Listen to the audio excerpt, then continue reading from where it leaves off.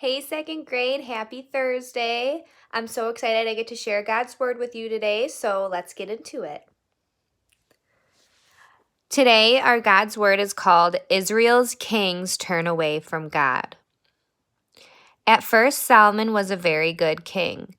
He ruled Israel according to God's laws, just as his father David had done. He also had the people build a beautiful temple for the Lord in Jerusalem. But then Solomon did something that was very wrong. God had told the Israelites, don't marry people from other countries. If you do, they will lead you to worship their false gods.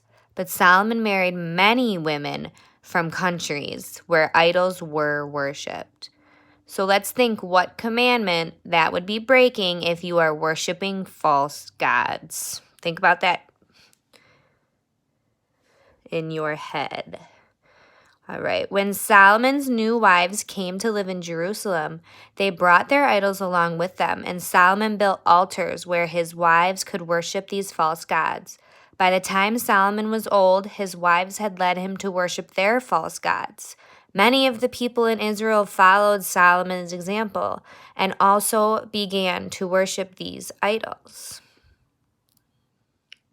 I think God's going to get pretty frustrated with these Israelites. These kings that are leading these people. All right. God became angry with Solomon and told him, I'm going to take most of the kingdom away from your family. I will let your son rule over a small part of it and will give the rest to someone else.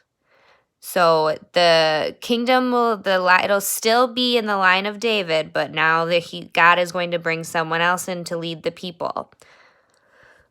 After Solomon died, things happened just as God said they would. A man named Jeroboam became the king of a larger part of Solomon's kingdom. This part was called the Kingdom of Israel. The smaller part, which included the city of Jerusalem, was ruled by Solomon's son. It became known as the Kingdom of Judah.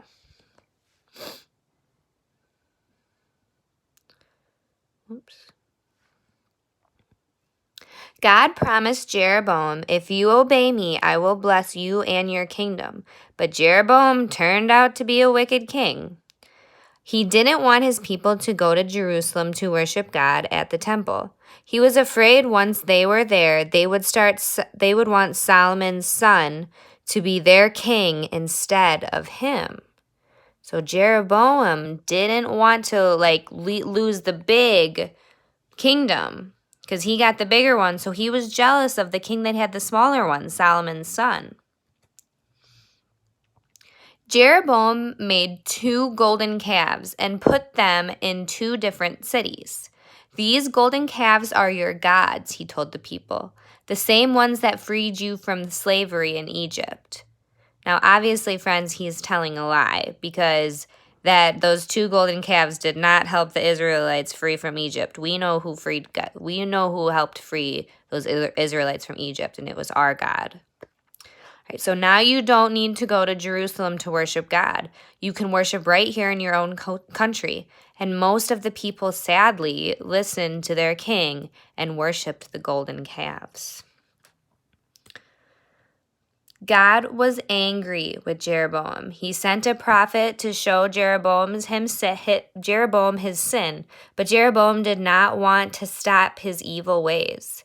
He kept worshiping the golden calves and led the people to do the same. God said to Jeroboam, I will punish you and your people for your sin. The day will come when you and your family will be destroyed, and your people will be captured by their enemies and taken away from their homes. I wish I could tell you more, second grade, but you're going to have to wait till tomorrow and wait till to get the story tomorrow. I miss you guys so much. I can't wait till the day I get to see your faces again.